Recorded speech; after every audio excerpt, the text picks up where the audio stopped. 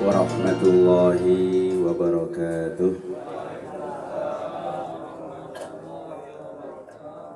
Alhamdulillahi nahmaduhu wa nasta'inuhu wa nastaghfiruh wa na'udzu billahi min shururi anfusina wa min sayyiati a'malina.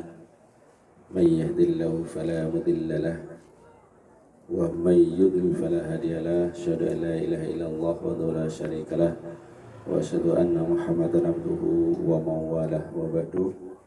Yang saya hormati keluarga besar Bapak Muhammad Daniel, Bapak Ibu sekalian, tokoh agama, tokoh masyarakat, mohon maaf kami tidak bisa menyebutkan namanya satu persatu. Alhamdulillah syukur pada malam hari ini kita diundang dalam rangka memperingati hari yang ketiga atas meninggalnya Ibu Hasunah binti Abdul Razak. Mudah-mudahan ini merupakan mau'idoh, ini merupakan pelajaran bagi kita semuanya bahwa setiap orang yang bernyawa pasti akan meninggalkan dunia ini. Kullu nafsin za'iqatul maut. Nah, Bapak sekalian yang saya hormati, karena kematian ini adalah sebuah keniscayaan, kematian ini adalah suatu kepastian, dan oleh karenanya kita semuanya akan merasakan. Cuman masalahnya Bapak sekalian, kita tidak tahu kapan kita akan dipanggil oleh Allah SWT, kapan juga kita tidak tahu di mana kita akan dipanggil oleh Allah SWT, dan juga kita tidak tahu kapan di mana kita dipanggil oleh Allah SWT. Yang pasti Bapak Ibu sekalian, kita semuanya tinggal menunggu giliran. Bapak Ibu seperti haji itu juga nunggu giliran. Cuman ada perbedaannya Bapak Ibu sekalian. Biasanya kalau haji itu mintanya duluan, kalau mati biasanya minta belakangan. Cuman agak aneh Bapak Ibu sekalian kalau seandainya nanti ada di antara kita ini ada orang-orang yang minta dipanjangkan umurnya. Saya khawatir Pak, kalau dipanjangkan nian, kalau kita cerita wong lain tidak nyambung. Kita panjang umurnya sampai 150 tahun. Kita cerita dengan umur yang wong-wong 50 tahun umurnya. Yang kita ceritakan tidak nyambung. Sebenarnya yang lebih baik itu Bapak sekalian, hidup ini bukan panjang umur, tapi hidup ini berkah. Itu yang jauh lebih penting. Oleh karenanya Bapak sekalian, sebelum kita semua meninggalkan dunia ini, ada satu pesan yang disampaikan oleh Rasulullah SAW saat beliau didatangi oleh malaikat Jibril. Atani Jibril faqala li, datang kepadaku malaikat Jibril seraya berkata kepadaku, Isma sita fa innaka mayyitun wa ahbib man sita fa innaka mufariku wa'mal ma sita fa innaka majziyun bih wa'lam anna sarafal mu'min qiyamuhu bil-lail wa izzuhu istina'uhu 'anil nas. Ada 5 pesan yang disampaikan malaikat Jibril kepada Rasulullah sallallahu alaihi wasallam. Kata malaikat Jibril, Isma sita, hidup sekehendakmu. Ini kalau bahasa Jawanya dilulu Pak. Dilulu kalau anak kecil naik pohon itu jangan disuruh turun. Biasanya kalau anak kecil disuruh turun dia malah naik. Tapi mestinya kalau kita pengen anak itu turun dari panjatan pohon tadi, kita perintahkan naik nak yang tinggi. Kurang tinggi kamu naik, biasanya dia turun. Tapi kalau dia disuruh turun biasanya malah naik. Begitulah kalimat yang disampaikan malaikat Jibril, Isma sita fa innaka mayyitun. hidup sekehendakmu, maka engkau sesungguhnya akan meninggalkan dunia ini. Di pesan yang lain Rasulullah mengatakan al-hayatu huwal mihnah. Hidup ini adalah ujian. Oleh karenanya Bapak-Bapak sekalian, ada di antara kita ini yang diuji oleh Allah Subhanahu wa taala dengan kelebihan harta, ada di antara kita ini yang diuji oleh Allah Subhanahu wa taala dengan kekurangan harta. Seolah-olah kita ini kalau menerima ujian itu kalau lagi nggak ada, lagi nggak punya duit, lagi nggak punya sen, katanya lagi diuji. Padahal ketika Bapak Ibu kita galau-galau ini, ketika kelebihan harta, banyak duit, sesungguhnya itu juga ujian. Maka dalam menghadapi hidup ini kuncinya cuma dua Bapak Ibu sekalian. Yang pertama syukur, yang kedua sabar. Inilah sesungguhnya yang mesti harus kita rasakan dalam kehidupan kita ini. Kapan kita bersyukur dan kapan kita sabar. Nah, oleh karenanya ketika kedua hal ini kita pegang dalam kehidupan kita, maka hidup kita ini menjadi nikmat. Hidup kita ini menjadi berkah saat kemudian hidup ini adalah sabar, hidup ini adalah syukur. Oleh karenanya di dalam surat Ibrahim dikatakan la in syakartum la azidannakum wa la in kafartum inna azabi lasyadid. Kata Allah, la in syakartum, jika kalian semuanya bersyukur, niscaya benar-benar akan aku tambah. Jadi bapak-bapak yang sudah punya istri satu, bersyukurlah, insya Allah akan ditambah harmonisnya, ya, kebahagiaannya, ya. Jangan salah untuk menafsirkannya. Begitulah sesungguhnya yang disampaikan oleh Allah SWT. Sabar dan syukur itulah kuncinya. Dan oleh karenanya wajar kemudian ketika malaikat Jibril berpesan kepada Rasulullah SAW, Ais ma sita fa innaka mayyitun, ya. Hiduplah sekehendakmu, maka sesungguhnya engkau akan mati. Kemudian yang kedua pesannya adalah wa ahbib man sita fa innaka mufariku. Cintailah semua yang ada di dunia ini, maka sesungguhnya engkau akan berpisah. Entah kita nanti meninggalkan atau ditinggalkannya.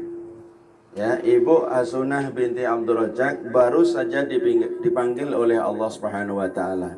Mungkin pasangannya sudah duluan atau pasangannya belakangan. Begitulah kita.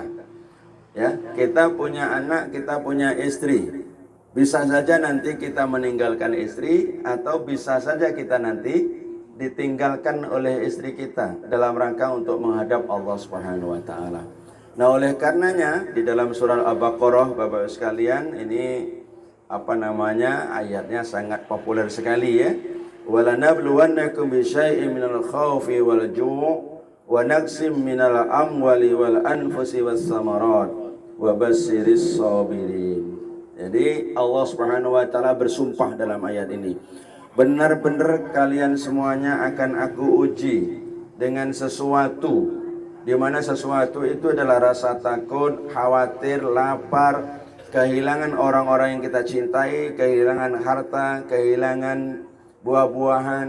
Maka kemudian Allah Subhanahu wa taala memberikan peringatan kepada kita semuanya, wa bassiris sabirin. Maka berilah kabar gembira bagi orang-orang yang sabar. Tadi saya katakan bahwa sekalian kunci hidup ini syukur dan sabar. Jadi suatu saat kita nanti akan kehilangan harta yang kita pegang. Maka sering saya sampaikan bahwa sekalian, duit ini atau harta yang kita miliki suatu saat nanti akan diambil oleh Allah Subhanahu wa taala. Tentu dengan caranya. Cara Allah Subhanahu wa taala, harta yang kita pegang ini akan diambil oleh Allah. Caranya bagaimana? Ada di antara kita yang melepaskannya dengan tulus dan ikhlas. Kapan itu melepaskan harta itu? Ketika kita memberikan sesuatu kepada orang lain, uang yang kita ambil tadi kita masukkan ke dalam kotak amal, maka kita akan melepaskannya dengan tulus dan ikhlas. Seberapapun yang kita minta, ya berapapun yang kita lepas. Ada juga di antara kita yang melepaskannya setengah tidak ikhlas.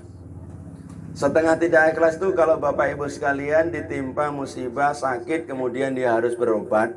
Mau nggak mau harus menebus obat, mau nggak mau harus beli obat, obatnya mahal ya. Setelah kita beli, hati kita tidak tulus, tidak ikhlas. Alangkah mahalnya obat itu.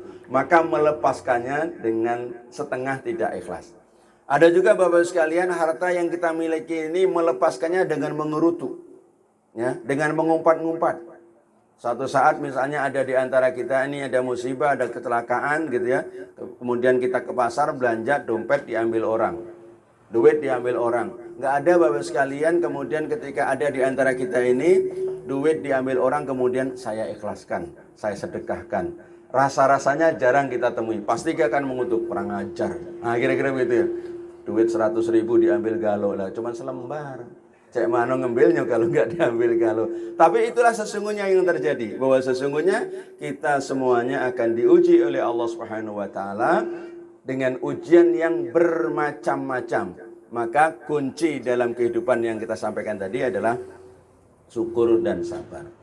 Kemudian yang ketiga yang dipesankan oleh Allah Subhanahu wa Ta'ala adalah wa'mal ma syi'ta fa innaka majziyun bih. Berbuatlah sekehendakmu, maka engkau akan dibalas. Seberapa besar pun, sekecil apapun yang kita lakukan dalam amal-amal kehidupan kita, Bapak Ibu sekalian, pasti nanti akan dibalas.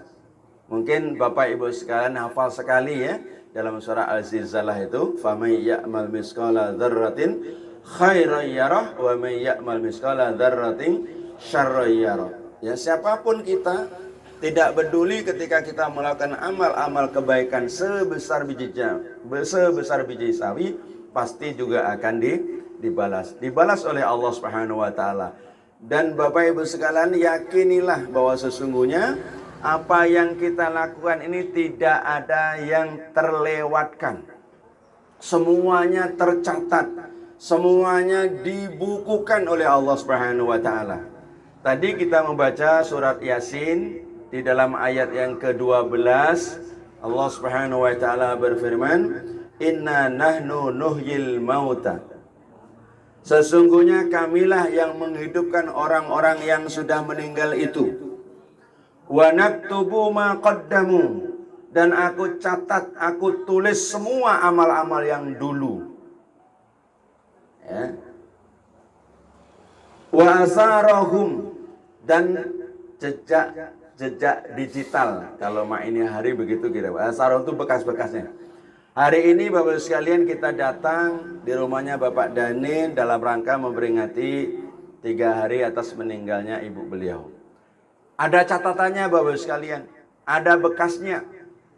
Ya, karena sesungguhnya di tangan kiri kita dan tangan kita ini senantiasa ada orang yang senantiasa memberikan catatan bagi kita.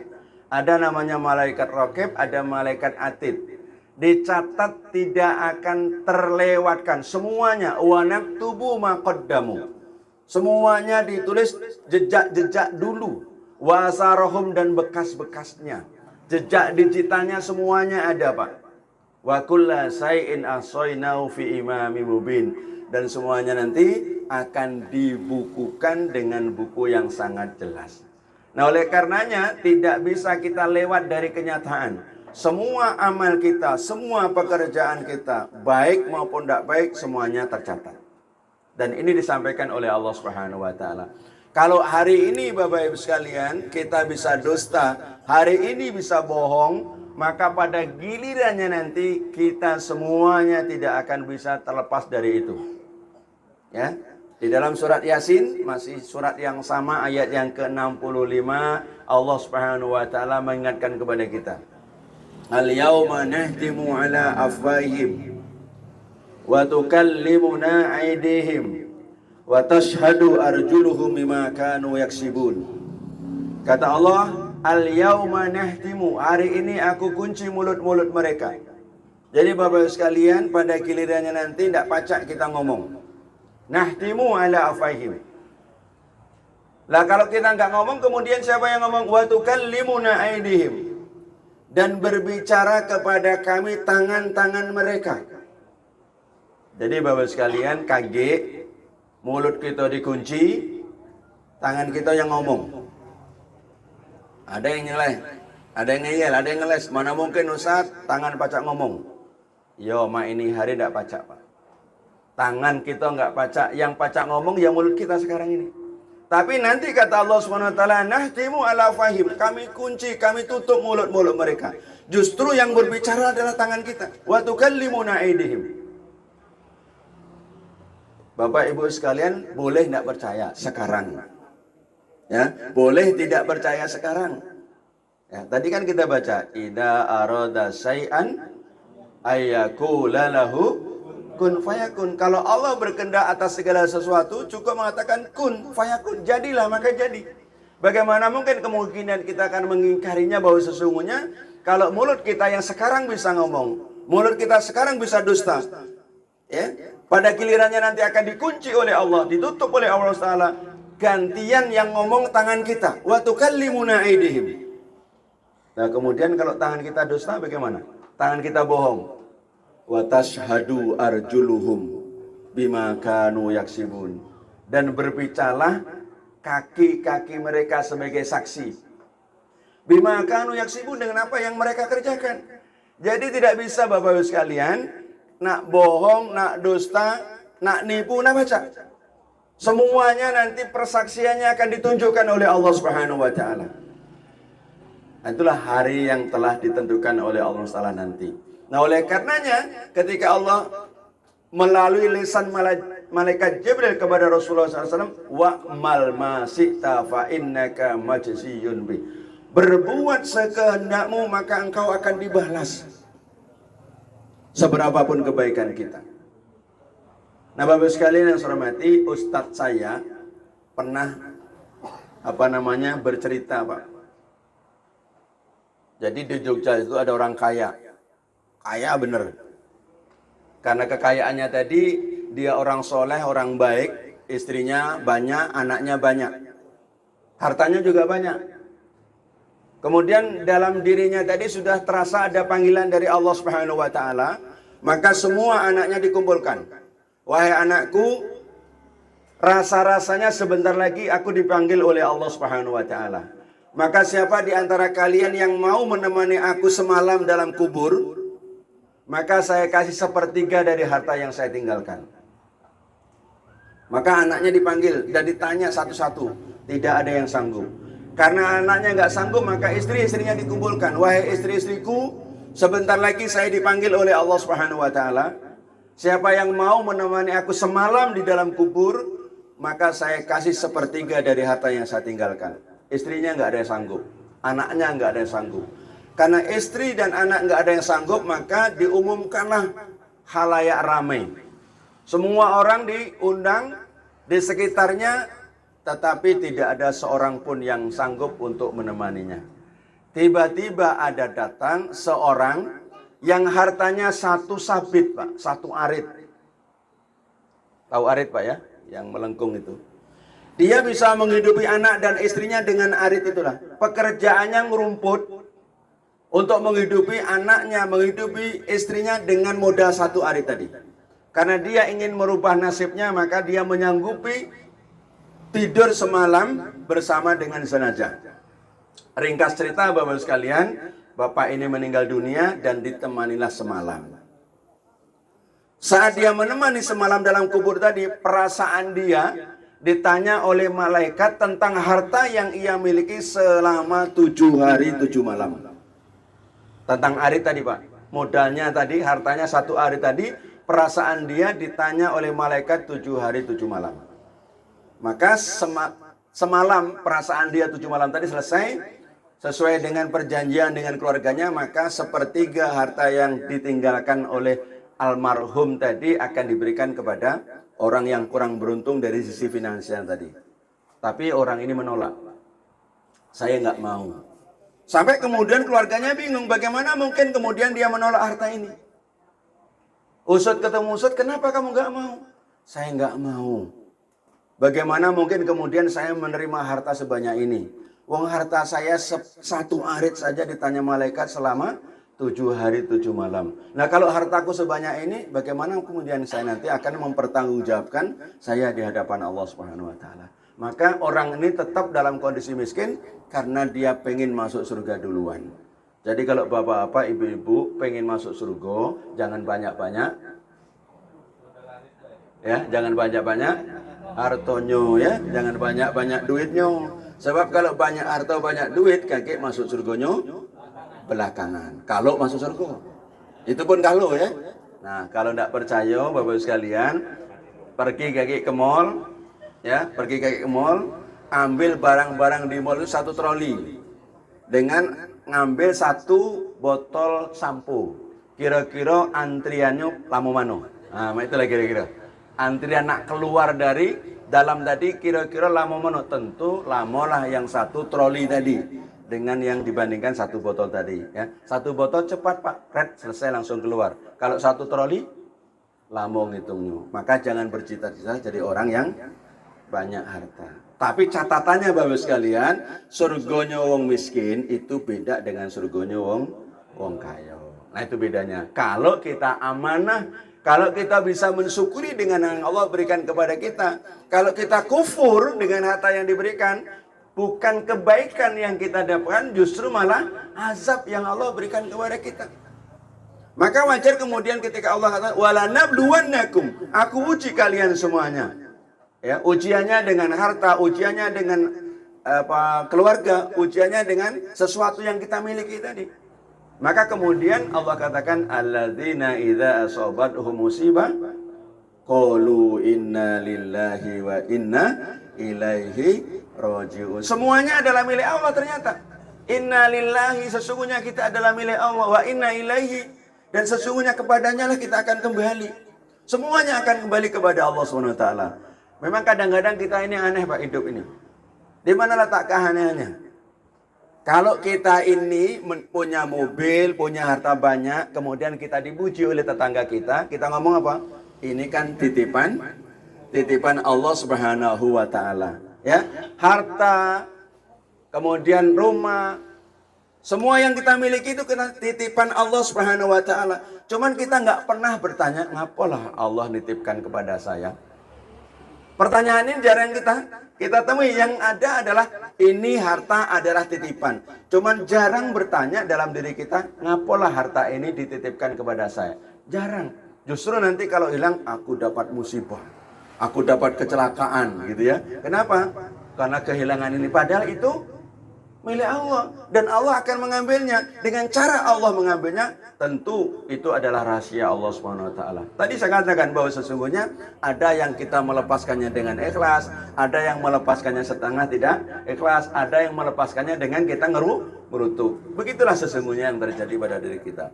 Baik Bapak sekalian yang saya hormati, kemudian yang keempat, pesannya Allah Subhanahu wa taala melalui lisan malaikat Jibril kepada Rasulullah SAW, wa'lam. Kata malaikat Jibril, wa'lam, ya. Ketahuilah bahwa sesungguhnya anna sarafal mu'min qiyamuhu bil lail. Sesungguhnya kemuliaan kita ini Bapak sekalian adalah dengan menjaga qiyamul lail, menjaga sholat malam kita. Bapak Ibu sekalian, kalau kita sebagai seorang muslim, sholat 5 waktu itu biasa. Bukan sesuatu yang luar biasa. Kenapa? Sholat 5 waktu itu adalah kewajiban kita yang mesti harus kita tunaikan. Jadi biasa. Tapi bagaimana kemudian kita bisa menjaga rawatib kita? Bagaimana kemudian kita bisa menjaga sholat duha kita? Bagaimana kemudian kita bisa menjaga qiyamul lail kita? Bisa menjaga sholat malam kita, sholat tahajud kita. Kalau kemudian Bapak Ibu sekalian sudah kita kerjakan yang wajib, lalu kemudian kita bisa menjaga rawatib kita, bisa menjaga sholat duha kita, kemudian kita bisa menjaga qiyamul lail kita, sholat tahajud kita, itu baru dikatakan luar biasa. Kalau Bapak Ibu sekalian sholat wajib biasa Pak, tidak ada sesuatu yang luar biasa. Tapi bagaimana kemudian kalau kita bisa menjaga qiyamul lail? Maka dalam pesan malaikat Jibril tadi, wa'lam, ketahui wahai Muhammad, kemuliaan seorang muslim itu ketika dia bisa menjaga qiyamul lail, bisa menjaga sholat malam. Pak, Bu, sholat malam ini memang berat. di mana semua orang terlelap dalam tidurnya, kita mesti harus bangun. Berat memang. Cuman Bapak sekalian, sesuatu yang berat ini kalau sudah kita biasakan, sesuatu yang menjadi biasa tadi, yang berat menjadi tidak berat. Bapak Ibu sekalian, kalau pengen nyoba supaya nggak berat, Pak, seminggu ini laksanakan 7 malam saja, insya Allah ringan. Ya, seminggu ke depan kita sholat tahajud 7 malam saja, nggak usah banyak-banyak dulu. Kita coba, ya. Insya Allah nanti jadi ringan. Sama wae Ustaz, ya. Seminggu 7 malam kan sama dengan setiap malam. Nggak, supaya ringan Pak. Kalau kita menyebut setiap malam kan berat gitu ya. Seminggu ke depan ini dicoba. Apalagi kita ini, maaf Bapak sekalian ya, Pak Zul. Kita ini sebentar lagi kan kita tinggalkan dunia ini ya. Pensiun sudah, duit sudah banyak di rumah. Apalagi nak kita cari ya. Ya, tentu yang kita cari adalah kehidupan akhirat kita ya. Ingat Bapak sekalian yang umurnya sudah setengah abad macam kita ini ya. Macam aku ini sudah setengah abad Pak. Lebih. Yang dipikirkan apa? Ya, tetap dunia kita cari, tapi jangan kau lupakan kehidupan di akhirat. Maka kalau kita mencari akhirat, insya Allah dunia kita dapatkan. Tapi kalau kita yang cari dunia semata, dunia belum tentu kita dapatkan. Tapi akhirat pasti kita akan hilang. Nah ini pesannya. Nah oleh karenanya, ya Allah SWT mengatakan, wa minal laili fatahajjat bihi nafilatan lak. Dan dari sebagian malam, maka bertahajudlah sebagai ibadah kita kepada Allah Subhanahu wa taala. Bapak sekalian yang saya hormati, terakhir yang perlu kami sampaikan, Pak, Bu, kita kakek kalau sudah mati meninggalkan dunia ini, maka kita tidak punya apa-apa kecuali 3 perkara. Ya, idza mata ibnu adama in qata'a amaluhu illa min salasin. Cuma 3, Pak. Kalau kita sudah meninggalkan dunia ini, cuma 3 perkara yang pacak menemani kita. Yang pertama, sedekahtin jariyah. Ya, sedekah jariyah. Mumpung kita masih hidup, mumpung masih ada harta, mumpung masih ada duit, belikanlah sesuatu yang menjadi amal jariyah kita. Bisa beli sajadah yang kita letakkan di masjid. Selama sajadah itu dipakai di masjid, maka selama itu pula kita akan mendapatkan aliran kebaikannya. Walaupun kita sudah meninggalkan dunia ini. 1. Kemudian yang kedua, au ilmin yuntafa'u bih, ilmu yang bermanfaat. Ilmu yang bermanfaat itu ilmu yang kita sampaikan kepada orang lain. Ini kalau membaca hadis ini seolah-olah guru dosen yang paling banyak. Itu salah satu di antaranya. Tidak mesti harus menjadi guru, tidak mesti harus menjadi dosen untuk mengajak kepada orang lain sebagai ilmu yang bermanfaat tadi. Apa pesan Rasulullah? Man dalla ala khairin falahu ajru wa ajru ma'amila biha ila yaumil qiyamah. Barang siapa di antara kalian yang menunjukkan satu kebaikan, maka baginya pahala. Pahala sebagaimana orang yang kita ajak tadi sampai dengan hari kiamat. Makanya Bapak sekalian, kalau kita nak baik, jangan nak ngajak orang. Itu kuncinya. Kalau nak baik, jangan nak ngajak orang. Ngajak, adapun sudah diajak nggak mau, itu sudah urusan lain. Cuman kalau kita nak jahat, Pak, dewean wae. Kalau nak jahat.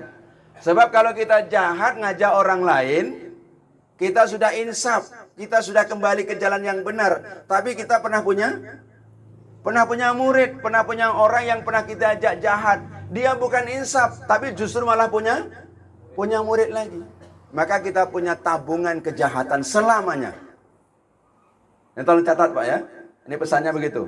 Mandala ala khairin falahu ajru wa ajru ma'amila biha ila yaumil qiyamah. Jadi kalau kita nak baik, maka ajak orang lain. Inilah yang disebut dengan ilmu yang bermanfaat. Ngajak ke masjid wae Pak, sederhana. Ayo kita ke masjid. Dia sholat Pak. Ya, kita dapat pahala karena sudah mengajak kebaikan kepada orang lain. Kalaupun dia tidak mau diajak, sudah juga mendapatkan kebaikan karena itu diperintahkan oleh Rasulullah SAW. Dia nggak mau melakukan saja kita mendapatkan kebaikan, apalagi dia mau. Sudah mau kemudian dia istiqomah. Sudah istiqomah dia ngajak kepada orang lain.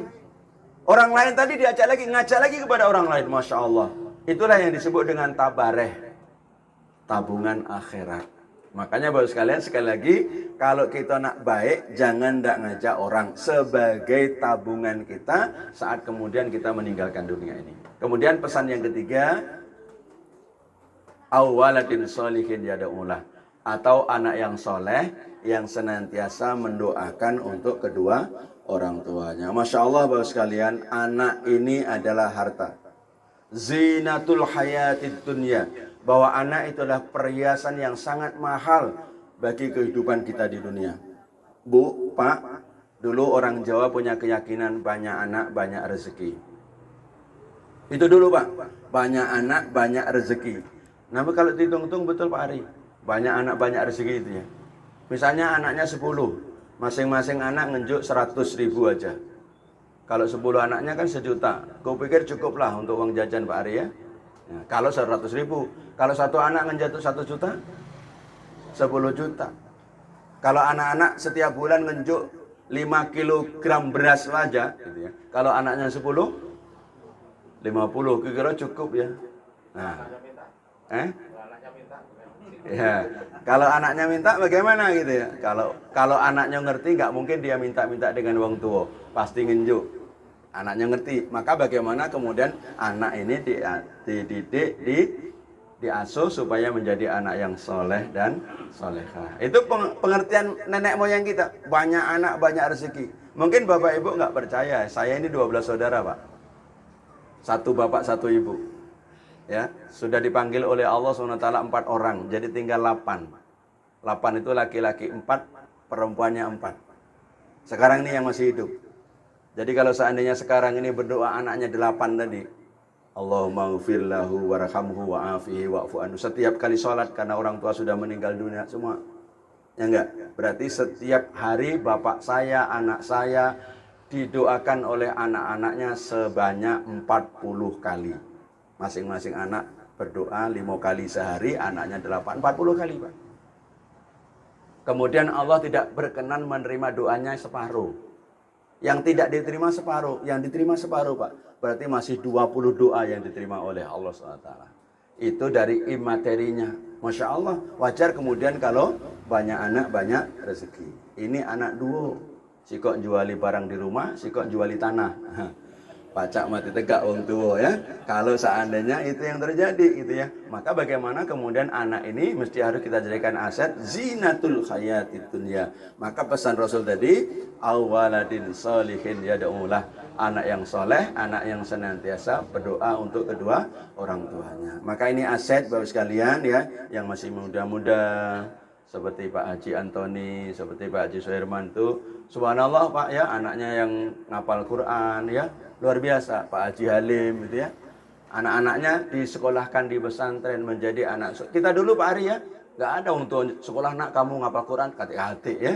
Kalau baca nggak usah sekolah nak ya, kira-kira begitu ya. Kita dulu ya, sekarang ini yang muda-muda ya, anaknya diarahkan supaya menjadi anak yang soleh, anak yang solehah, sehingga nanti akan menjadi aset kita yang sangat luar biasa saat kemudian kita meninggalkan dunia ini. Baik Bapak sekalian, barangkali ini yang bisa kami sampaikan. Sudah banyak orang yang berkipas-kipas, rasanya juga harus tahu diri saya.